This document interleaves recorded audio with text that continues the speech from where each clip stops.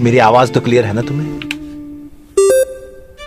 हाँ, आपकी आवाज क्लियर है और मेरी आवाज उम्मीद है आपको क्लियर है। हाँ क्लियर है। अभी बोलो, तुम्हें सामने क्या दिख रहा है? सामने तो एक बिल्डिंग दिख रहा है जिसमें अभी एक ब्लास्ट हुआ है। सो मैं आए? तो वेट क्या कर रहे हो, जल्दी जाओ वहां।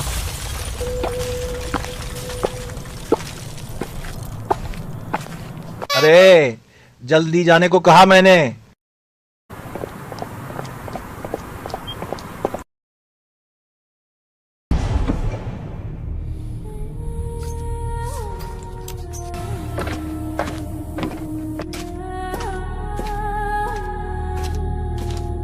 What's going on over there? Tell me. यहाँ पर मैं कुछ लोगों को देख रहा हूँ, पर वो लोग पुतले जैसे खड़े हुए हैं, मानो कि मैं यहाँ पर घुस रहा हूँ, पर फिर भी उनको कुछ फर्क नहीं पड़ रहा। इसका मतलब दाल में कुछ काला है वहां। Be careful. पर यहाँ तो कोई दाल नहीं है, तो काला कैसे होगा? Just leave it. Whatever.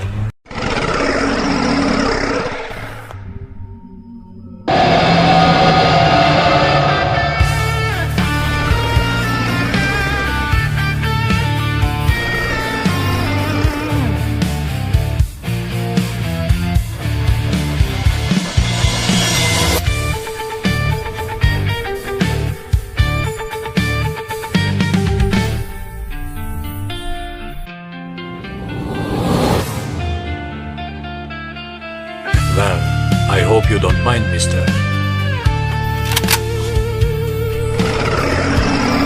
All right then.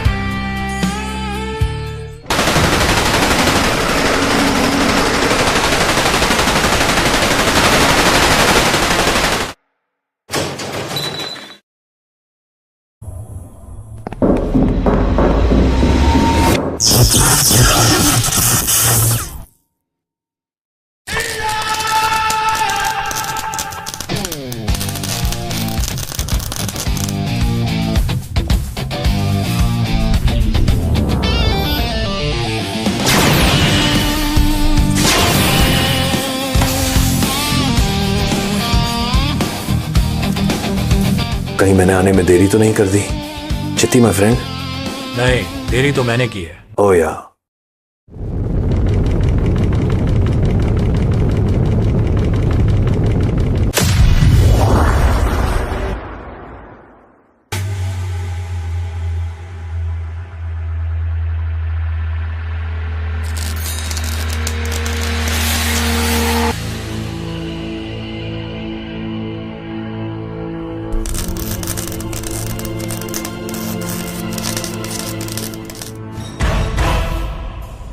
Krrish जीवन को देखते ही पहचान जाता है कि ये तो वही आदमी है जिसने उस पर हमला किया था जब वो इस यूनिवर्स में आया था।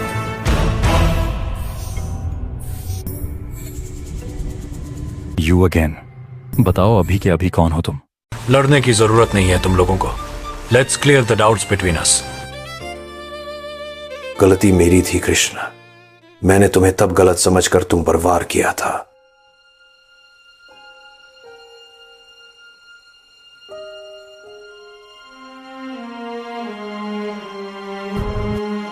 वेट अ सेकेंड, रुको।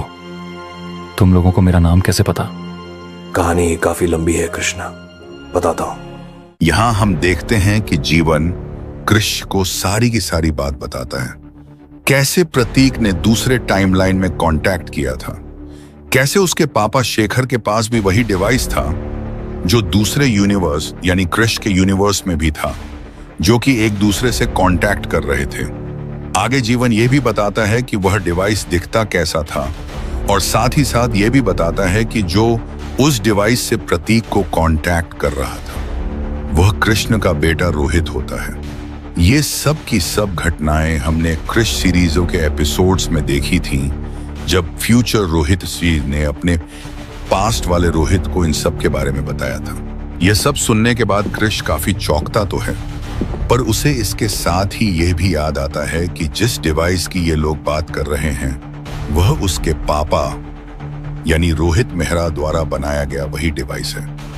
आगे कृष्णा बताता है कि वह इस यूनिवर्स में कैसे आया उसके साथ क्या क्या हुआ और वह किन किन से मिला।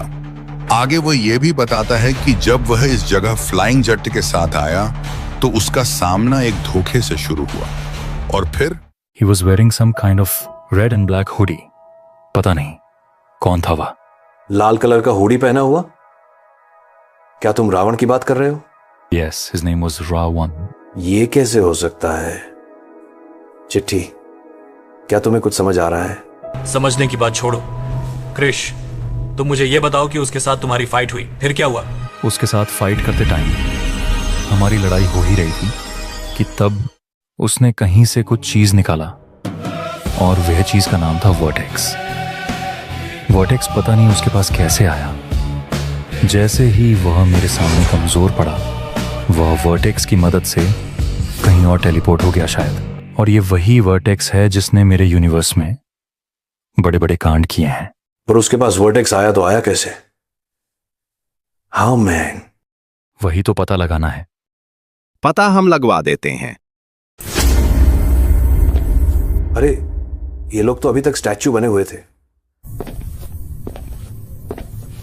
स्टैचू छोड़ो, इनकी बैंड बजाते हैं, चलो।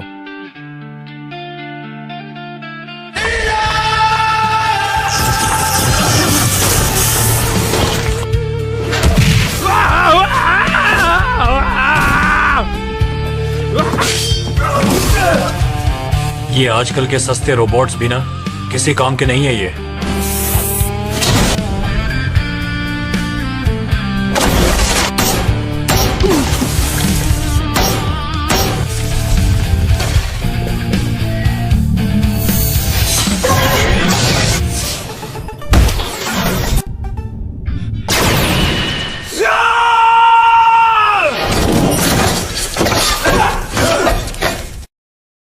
इन सबका मुकाबला करने के बाद ये लोग समझ नहीं पाते कि जो डब्बी टाइप लोग इतने देर से यहाँ खड़े थे वो अचानक से जिंदा कैसे हो गए, और जिंदा होने के बाद ये लोग उन पर हमला क्यों कर रहे हैं। उन तीनों को समझ आता है कि जरूर इन्हें कोई कंट्रोल कर रहा है। कृष आगे बोलता है, जीवन, तुम राइट साइड देखो, मैं और चिट्टी सामने पड़ते हैं।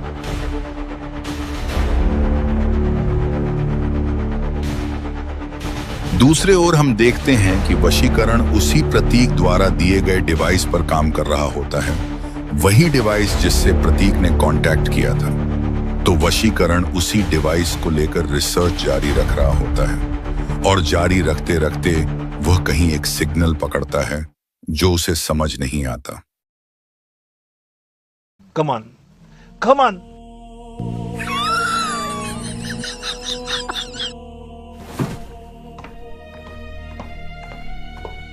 कौन हो तुम? यहां अंदर कैसे आए? अबे चुप साला, मुझसे मेरे बाप ने कभी सवाल नहीं पूछा और तू पूछेगा? चल अच्छे बच्चे की तरह चुपचाप पीछे चल। ये तेरे पास जो डिवाइस है ना, वो अपुन मांगता है। क्या? क्या कर रहा है बे? क्या है वो तेरे हाथ में?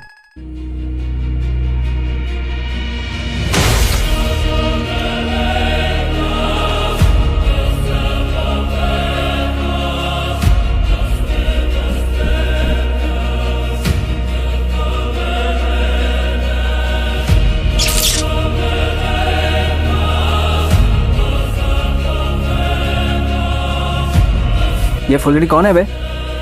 कौन है बे तू? आज कोई आई है जो तेरी खटिया खड़ी करेगी, and don't worry, it will be painless. मेरी खटिया खड़ी कौन करेगी वह? तेरा हाथ खड़ा करने बोली उन्हें। ओ, तो तू करेगी? रुक दिखाता हूं तुझे।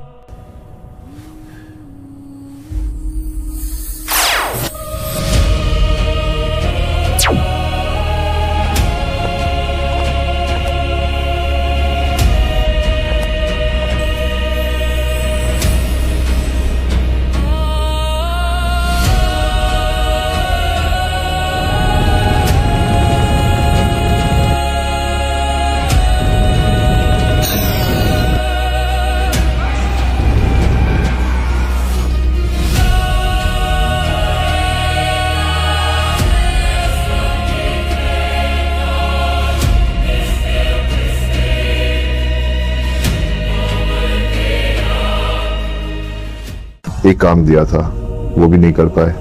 It was a small work. माफ कीजिए बॉस, बीच में एक फुलझड़ी टकरा गई थी। ये तुम्हारा आखिरी मौका है। उस अननोन नेम्ड पर्सन को वशीकरण ने एक डिवाइस रेप्लिका दी है, वहां से जानकारी लेकर आओ। This is your last chance. जी मालिक।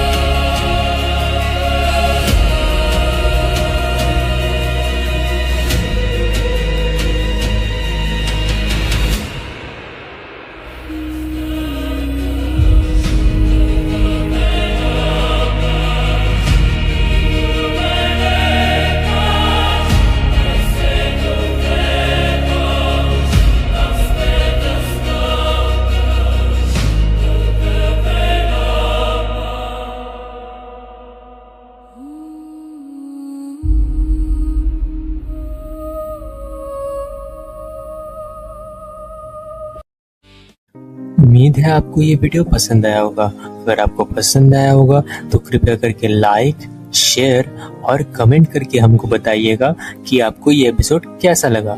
और हाँ, इसीलिए क्योंकि हर एक वीडियो बनाने में मेरे को काफ़ी ज़्यादा मेहनत लगती है। मैं दिन रात एक करके एक वीडियो बनाता हूँ ताकि आप सब लोगों को विजुअली रिप्रेजेंट मैं अच्छे से कर पाऊँ। और मेरा हर एक वीडियो के साथ आप लोग अगर मेरे को फॉलो करते हैं बहुत ही पहले से, तो आप लोगों ने ये भी देखा होगा कि मैं बहुत पहले से जो कर रहा हूँ, हर एक वीडियो के बाद मैं कोशिश करता रहता हूँ कि क्वालिटी और भी ज़्यादा इम्प्रूव हो और भी ज़्यादा सिनेमैटिक दिखने में लगे।